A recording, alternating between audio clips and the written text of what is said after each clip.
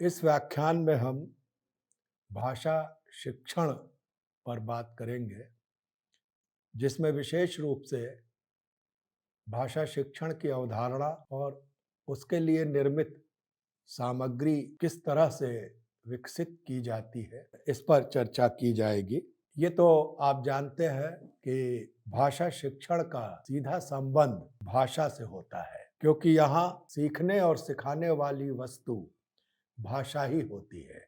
हम भाषा का ही शिक्षण करते हैं और भाषा ही सीखते हैं। इस प्रकार ये जान लीजिए कि भाषा शिक्षण की अध्ययन वस्तु भाषा होती है।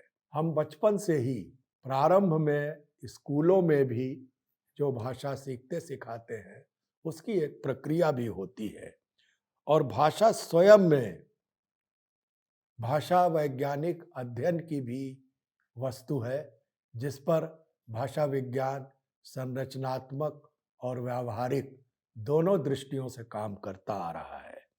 अतः हम ये कह सकते हैं कि भाषा शिक्षण में भाषा ही साध्य है और वही साधन भी है। भाषा शिक्षण एक वैज्ञानिक प्रक्रिया है, क्योंकि भाषा स्वयं में एक वैज्ञानिक वस्तु है, नियमबद्ध वस्तु है, उसका एक सिस्टम है, एक व्यवस्था है। अतः उसको सीखने सिखाने की प्रक्रिया भी वैज्ञानिक होती है।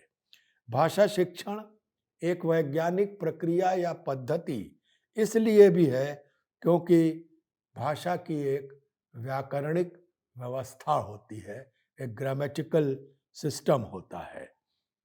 इसके साथ ही भाषा एक सामाजिक वस्तु भी है। हम उसे केवल सीखते नहीं, बल्कि समाज में उसका व्यवहार भी करते हैं और ये व्यवहार उपयुक्त होना चाहिए, एप्रोप्रिएट होना चाहिए, अर्थात सामाजिक नियमों के अनुरूप होना चाहिए। इसलिए जब भाषा एक तरफ व्यवस्था भी है और दूसरी तरफ सामाजिक वस्तु भी है, तो उसकी जो शिक्षण सामग्री है, उसे निर्मित करने की पद्धति बहुत ही जटिल, कठिन है।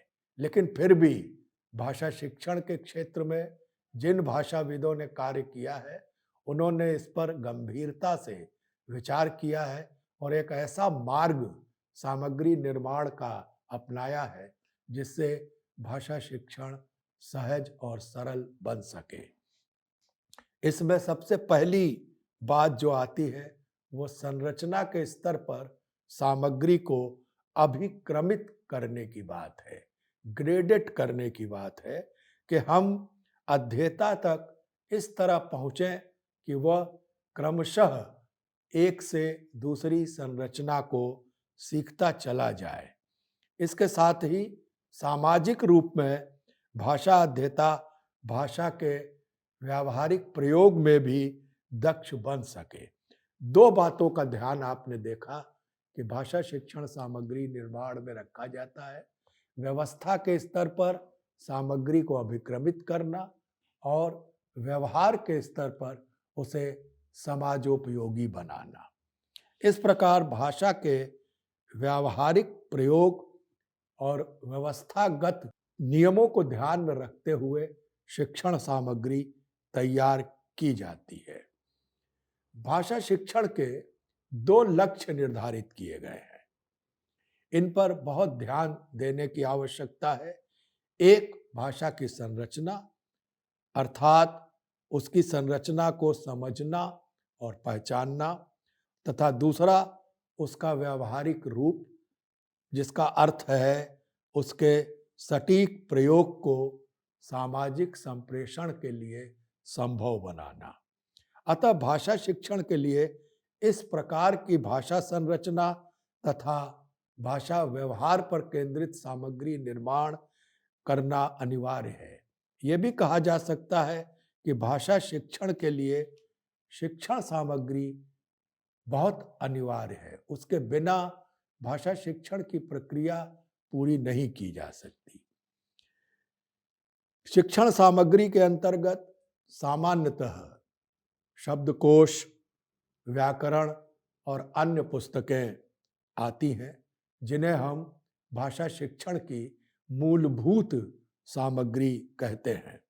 इनके साथ ही दूसरे स्तर पर अभ्यास सामग्री आती है, जिन्हें विभिन्न चरणों पर, भाषा शिक्षण के विभिन्न चरणों पर इस्तेमाल किया जाता है, एक्सरसाइजेस कराई जाती हैं, जिससे कि भाषा में या भाषा अधिगम में अध्येता की दक्षता धीरे धीरे प्रमाणित होती रहे।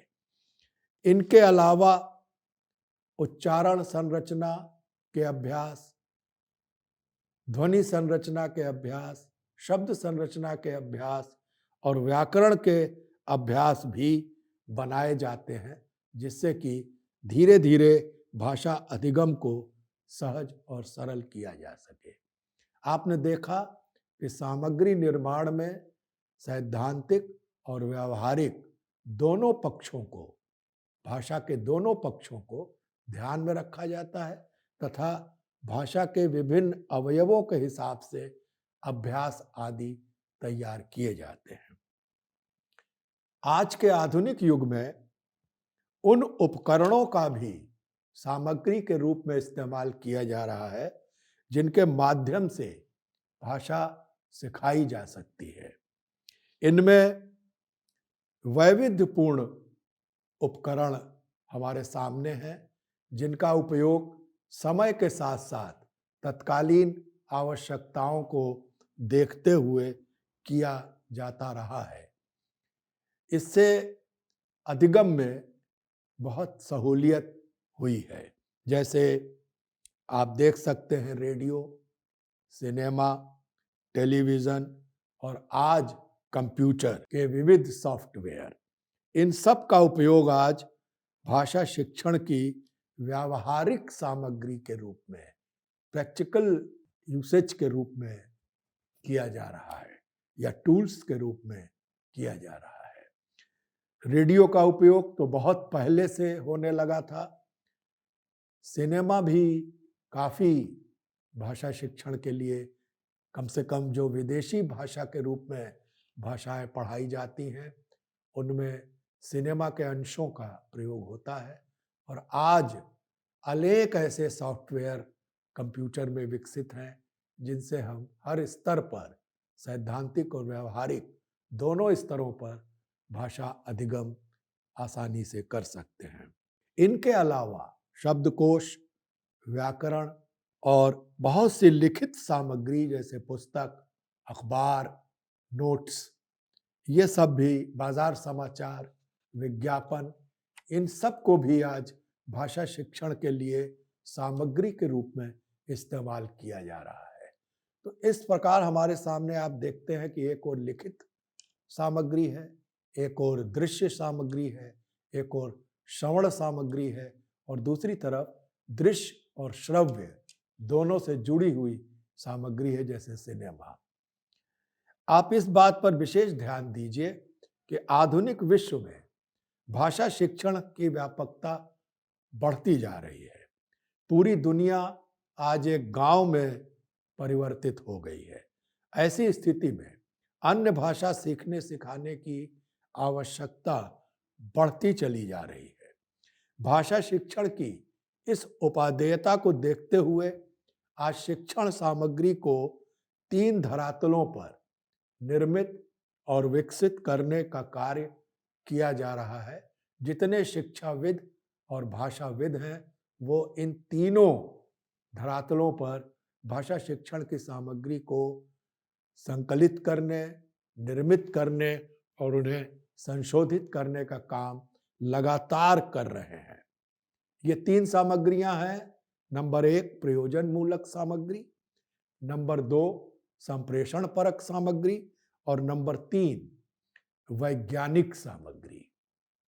अब यह ध्यान दिया जाए कि भाषा शिक्षण की ये सामग्रियां भाषा कक्षा में किस प्रकार, किस क्रम से और किस प्रविधि से प्रस्तुत की जाए, क्योंकि कक्षा में सामग्री का प्रस्तुतिकरण सबसे आवश्यक और सबसे प्रबल तरीका होता है।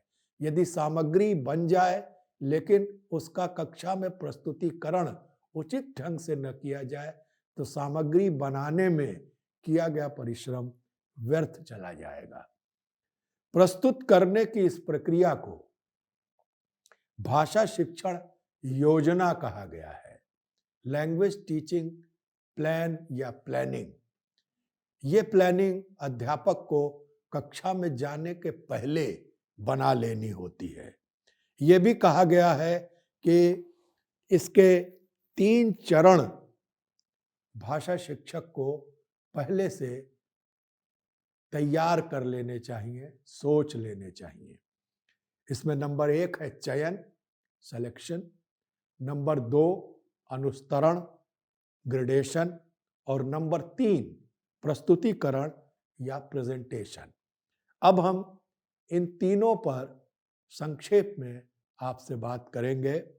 चयन के स्तर पर, अर्थात पहले चरण में उन महत्वपूर्ण पाठ्य बिंदुओं, टीचिंग पॉइंट्स का चयन किया जाता है जिन्हें पाठ्य पुस्तक में अथवा कक्षा में प्रस्तुत करना है।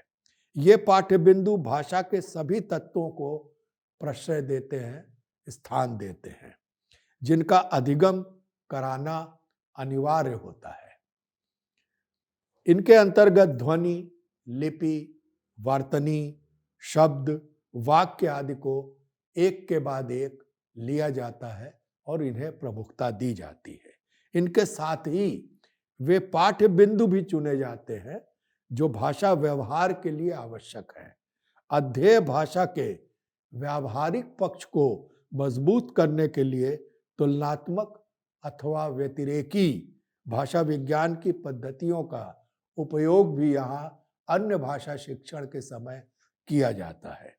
अर्थात मातृभाषा के संरचनात्मक अथवा व्यावहारिक बिंदुओं की तुलना सीखी जाने वाली भाषा से करते हुए सामग्री तैयार की जाती है।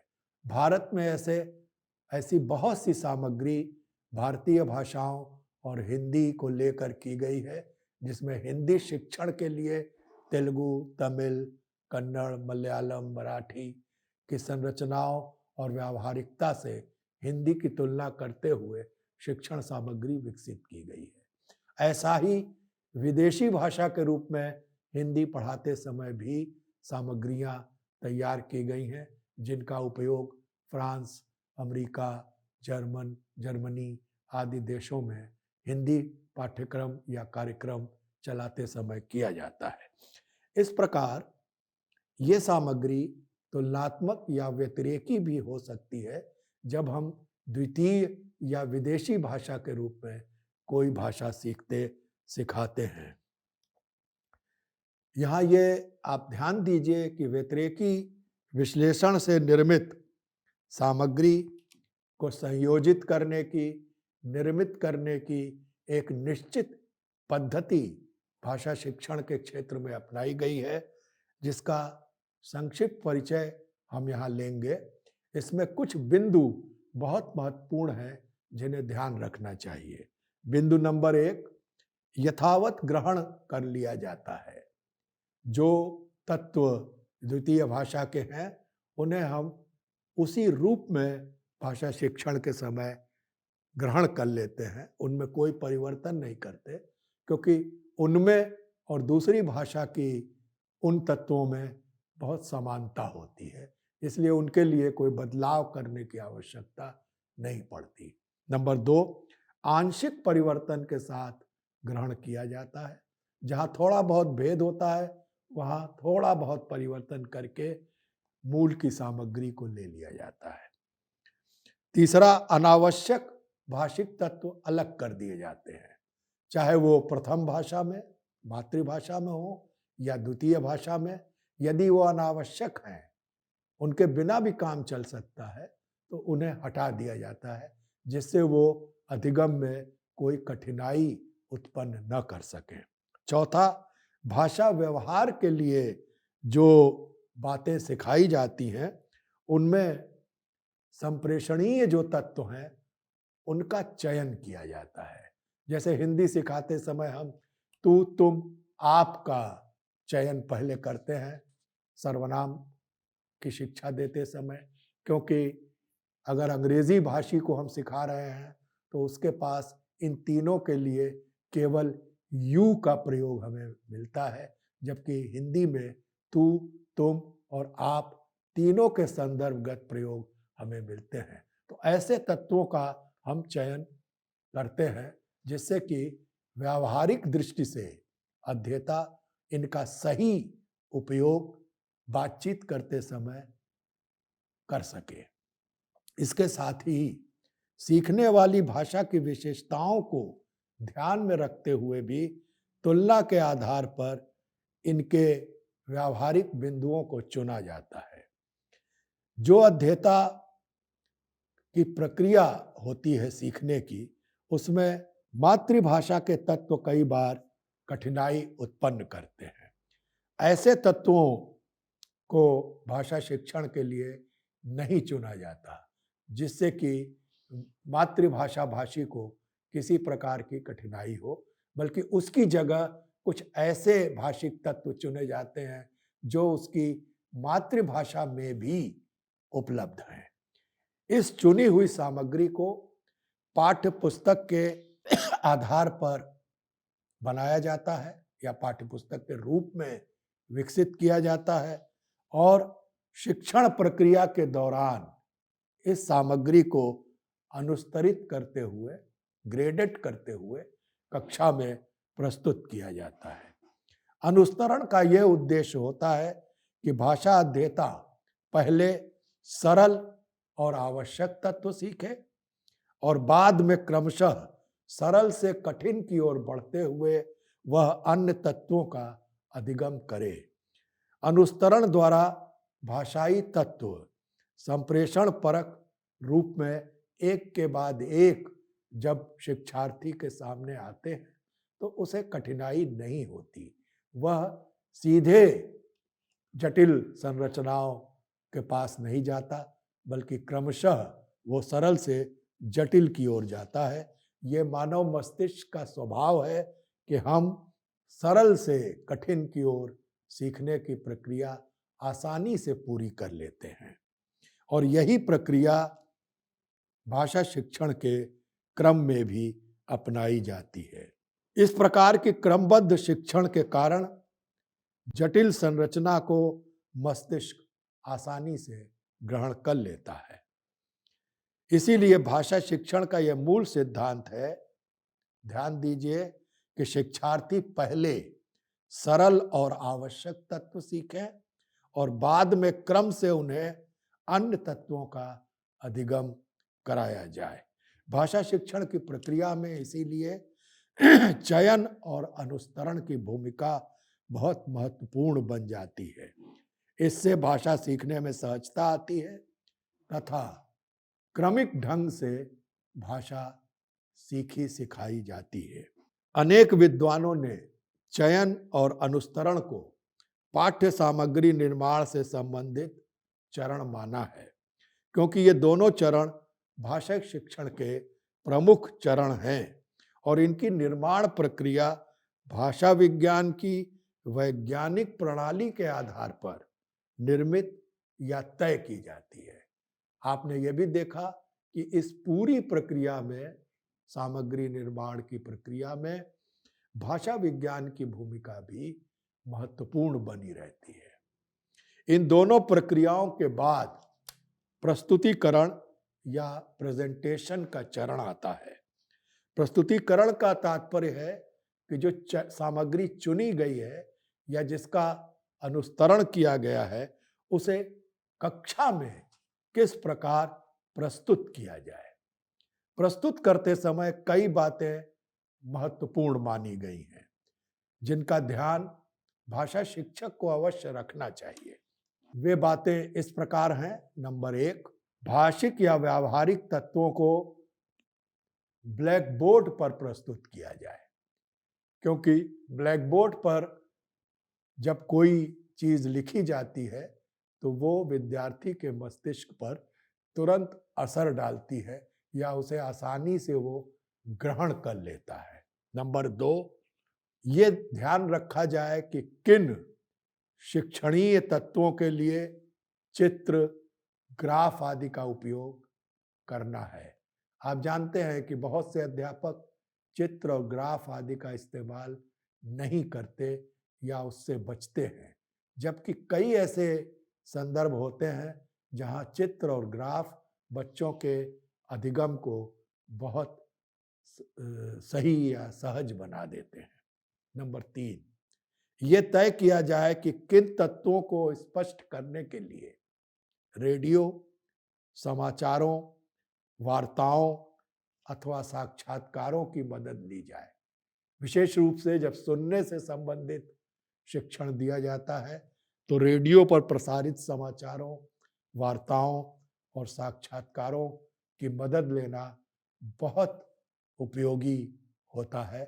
उन्हें बार बार बच्चों को सुनाया जाता है, उससे वो सही उच्चारण भी सीखते हैं और बातचीत करने का, बात को बताने का, समाचार या सूचनाएं देने की पद्धति से भी वो परिचित होते हैं। नंबर 4, ये देखा जाए कि किन व्यावहारिक, सामाजिक और सांस्कृतिक तत्वों की व्याख्या के लिए फिल्म के अंशों का उपयोग किया जाए। कई बार बहुत से ऐसे सांस्कृतिक तत्व होते हैं, सामाजिक तत्व होते हैं, जो कक्षा में मौखिक रूप से समझाने से समझ में नहीं आते, लेकिन कई बार फिल्मों में ऐसे अंश आते हैं जो हमारे सामाजिक सांस्कृतिक आचरण को व्यक्त करते हैं। यदि फिल्मों से उन अंशों को लेकर कक्षा में दिखाया जाए तो उसका बड़ा अच्छा असर पड़ता है और अधिगम तत्काल हो जाता है। हिंदी जो विदेशों में पढ़ाई जाती है, उसमें फिल्मों के अंशों का बहुतायत से प्रयोग किया जाता है और उसमें बहुत सफलता अध्यापकों को मिलती है। नंबर 5, किन भाषिक तत्वों को समझाने के लिए कंप्यूटर साधित भाषा शिक्षण प्रविधि उपयोग में लाई जाए। आज जैसा मैंने कहा, कंप्यूटर पर बहुत सी भाषा शिक्षण सामग्री उपलब्ध है। ये देखा और चुना जा सकता है कि क्या पढ़ाते समय किस सॉफ्टवेयर का उपयोग अध्यापक कक्षा में करे।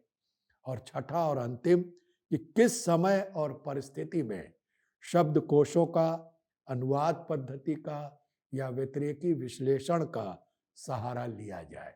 ये तीनों भी भाषा शिक्षण में मदद करते हैं, क्योंकि जब कोई कठिन शब्द आता है शिक्षण के दौरान तो शब्दकोश अध्यापक की भी और विद्यार्थी की भी मदद करते हैं। इसी तरह कई बार अपनी मातृभाषा से सीखी जाने वाली भाषा में और सीखी जाने वाली भाषा से मातृभाषा में अनुवाद करके भी भाषा शिक्षण को सफल बनाया जा सकता है। व्यतिरेकी अध्ययन, दोनों भाषाओं की तुलना करना, उनके भेद को पहचानना, उनकी समानताओं को पहचानना भी भाषा शिक्षण को बहुत दृढ़ता प्रदान करता है। इस प्रकार आपने देखा कि भाषा शिक्षण के 3 पहलू प्रमुख हैं: विद्यार्थी, सामग्री और अध्यापक द्वारा कक्षा में उस सामग्री का प्रस्तुतिकरण। फिर से मैं दोहरा देता हूं, विद्यार्थी, सामग्री और अध्यापक द्वारा कक्षा में उस सामग्री का प्रस्तुतिकरण। ये हम जानते हैं कि यदि विद्यार्थी स्तरीय है और सामग्री भी उत्तम हो, फिर भी यदि अध्यापक ढंग से सामग्री का प्रस्तुतिकरण नहीं करता तो भाषा शिक्षण या अधिगम की लक्ष्य पूर्ति नहीं हो सकती।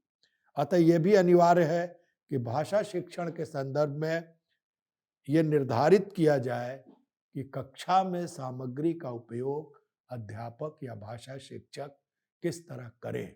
इसीलिए आज कई दृष्टियों से भाषा शिक्षक के लिए भी प्रशिक्षण की कई व्यवस्थाएं की गई हैं। निश्चित अवधि के लिए इन्हें प्रशिक्षण दिया जाता है। इस प्रशिक्षण में कुछ बहुत महत्वपूर्ण बातों का ध्यान रखा जाता है।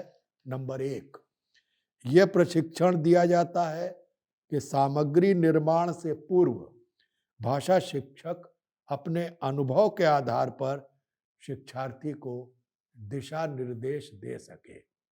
यहाँ आप देख रहे हैं कि केवल सामग्री ही नहीं, अध्यापक का अनुभव भी बहुत महत्वपूर्ण है और प्रशिक्षण में ये बताया जाता है कि आप कब और कहाँ अपने अनुभवों का भी उपयोग कीजिए।